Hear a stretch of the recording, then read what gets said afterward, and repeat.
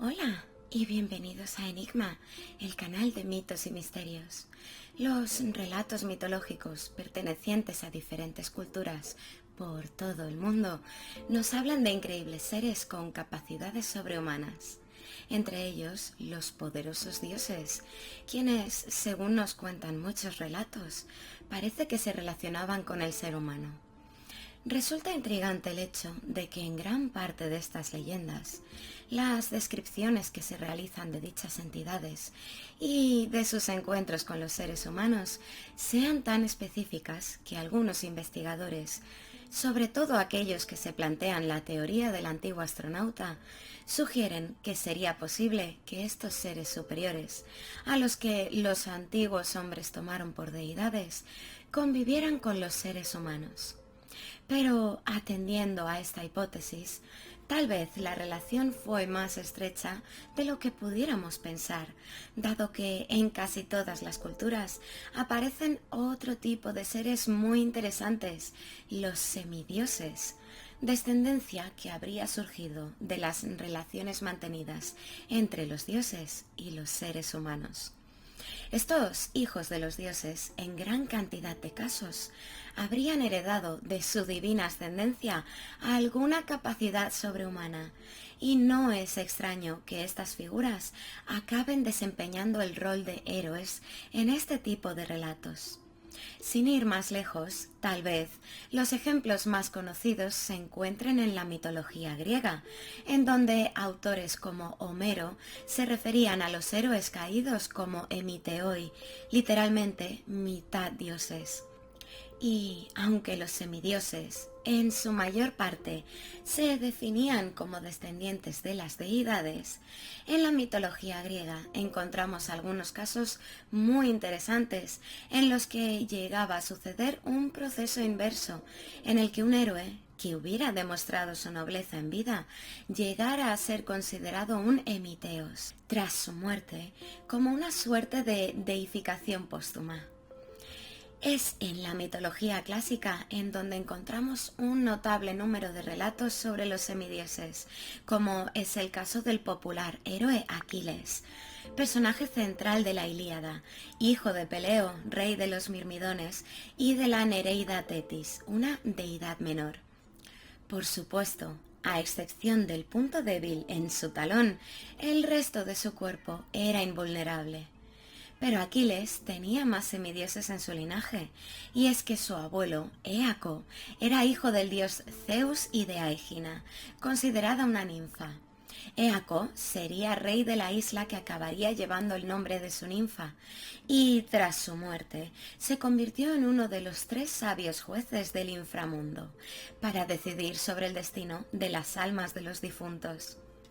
Otro notable ejemplo es el del héroe Belerofonte, hijo de Poseidón y de una mortal llamada Eurínome, quien realizó diversas hazañas que le valieron la admiración y el respeto de sus congéneres, como domar a Pegaso o vencer a la temible Quimera. Sucedió que con cada nueva gesta su fama crecía notablemente, y así lo hizo también su arrogancia, llegando a pensar algo que también ha pasado por la mente de otros semidioses de distintas culturas. Él también merecía entrar en el Olimpo, él también compartía la sangre de los dioses, por lo que resolvió tratar de acceder volando a los lomos de Pegaso. Por supuesto, el líder del Olimpo, al enterarse, enfureció, y para evitar que el héroe alcanzara su morada, envió un tábano a picar al alado corcel, causando con ello que el héroe cayera en pleno vuelo y ya no consiguiera acceder al lugar que ansiaba.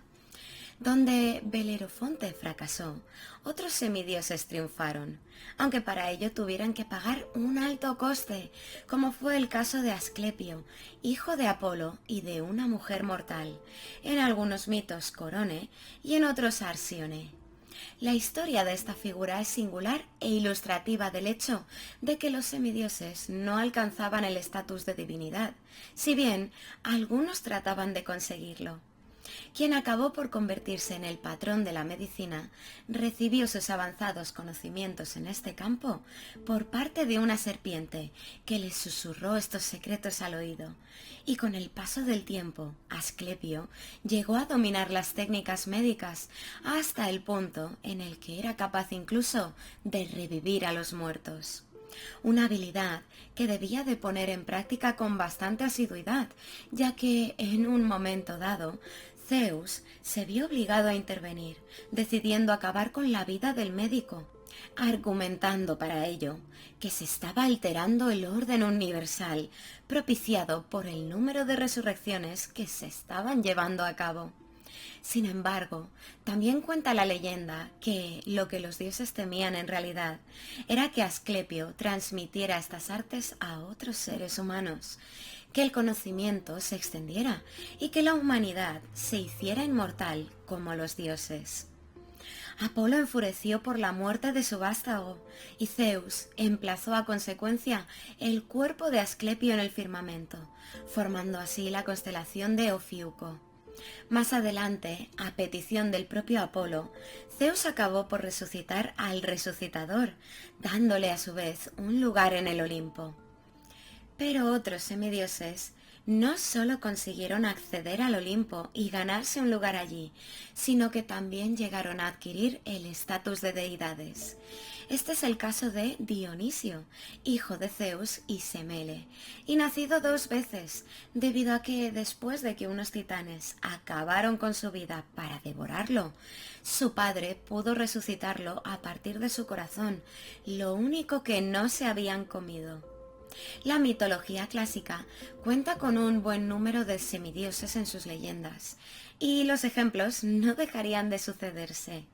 No podíamos dejar de mencionar a Heracles, hijo de Zeus y de la mortal Alcmene, y tal vez el mayor héroe de los relatos griegos, quien tras su muerte fue deificado. Otros ejemplos de personajes prominentes en este conjunto de creencias podrían ser el de Helena de Troya, hija de Zeus y Leda, cuya belleza era inimaginable; el de Orión el cazador, hijo de Poseidón y Euríale, a quien Zeus emplazó entre las estrellas como constelación; el de Orfeo, hijo de Apolo y la musa Calíope, quien podía conquistar a cualquier ser viviente con su música. Otro héroe prominente es Perseo, hijo de Zeus y de la princesa Danae, cuya mayor gesta fue la de decapitar a Medusa; o el del legendario Teseo, hijo de Poseidón y de la reina Aetra, quien dio muerte al Minotauro. Como vemos, en este tipo de mitos los semidioses cuentan con una o varias capacidades especiales adquiridas de su linaje divino. Por supuesto, existen muchos más ejemplos y hemos mostrado solo algunos de los más prominentes.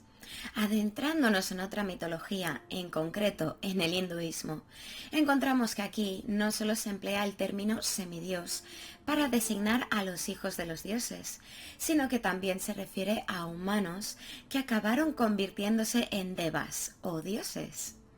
En el primer caso destacarían los 5 hermanos Pándavas, quienes ejercen un importante rol en la épica del Majábharata, cuya madre, la reina Kunti, poseía un mantra que, al ser recitado, llamaba a uno de los dioses para que le diera descendencia.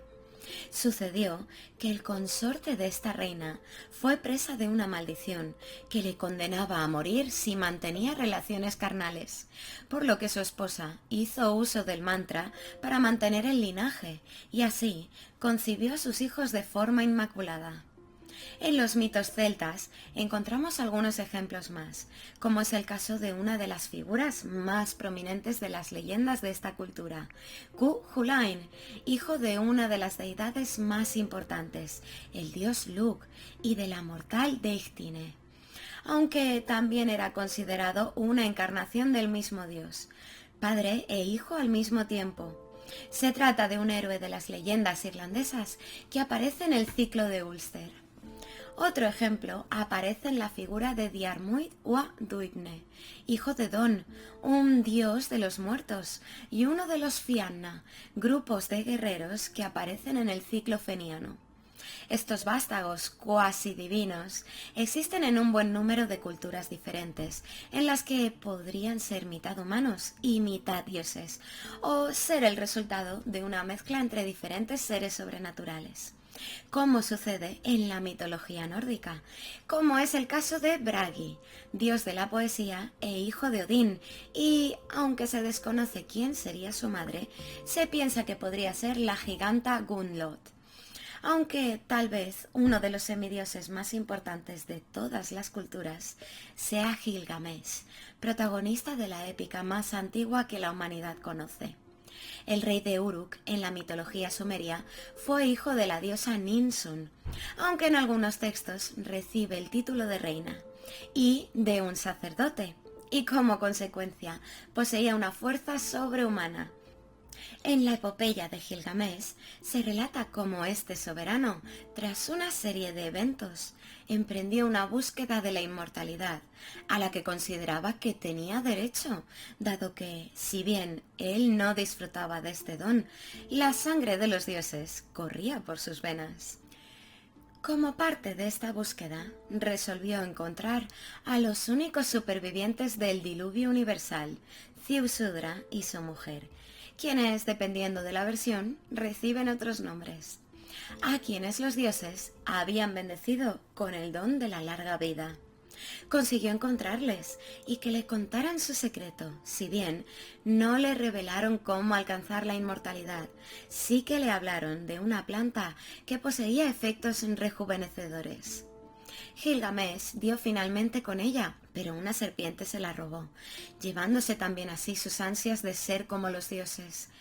Teniendo en cuenta que en la mayoría de culturas se asocia el concepto de semidios con el de descendencia divina, cabría resaltar a una de las figuras más intrigantes de las antiguas escrituras, los nefilim bíblicos, de los que se hacen varias referencias en el Antiguo Testamento, entre ellas que eran los descendientes de los hijos de Dios y las hijas de los hombres, sugiriendo con ello que estos seres de naturaleza divina tuvieron relaciones con mujeres humanas. Por citar un ejemplo, en el siguiente de forma explícita se establece que, viendo los hijos de Dios que las hijas de los hombres eran hermosas, tomáronse mujeres, escogiendo entre todas. Cabe destacar, asimismo, que a lo largo de la historia, y formando en ocasiones también parte de las leyendas, han existido reyes y otros gobernantes que afirmaban ser de ascendencia divina. En ocasiones, era alguna de estas figuras quien refería contar con un dios en su árbol genealógico, pero en otras instancias era el pueblo quien lo entendía así. Tal vez algunos de estos reyes y mandatarios se atribuían ese carácter divino para justificar y afianzar lo que consideraban que era su derecho a gobernar. Pero tal vez los primeros gobernantes de la humanidad realmente fueran descendientes de unos seres avanzados que visitaron nuestro planeta y a los que los seres humanos de aquella época tomaron por dioses. Quizás en los tiempos más remotos, estas entidades efectivamente se mezclaron con los seres humanos, de forma que en algunos casos produjeron esta descendencia semidivina, que contaba gracias a ello con algunas capacidades increíbles, y que al tener esta relación tan cercana con los dioses, acabaran ocupándose de los asuntos de gobierno cuando los dioses se marcharon, como cuentan muchas leyendas que hicieron.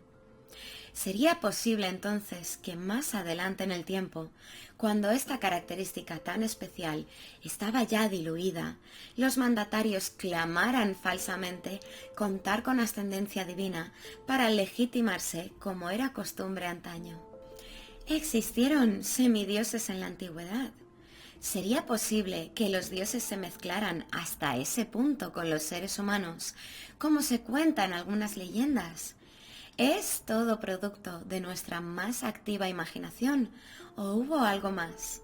Como siempre, unas preguntas muy raras, pero cosas más raras se han visto. ¡Hasta pronto!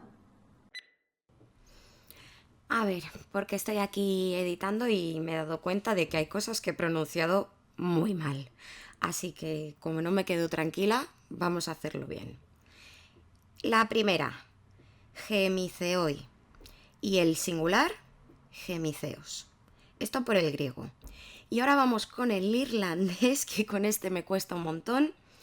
Esta, kuchelen. Esta otra, teichina. ¿Cómo? Teichina. Y esta última, Diarmut o Debne. Y así nos quedamos todos tranquilos.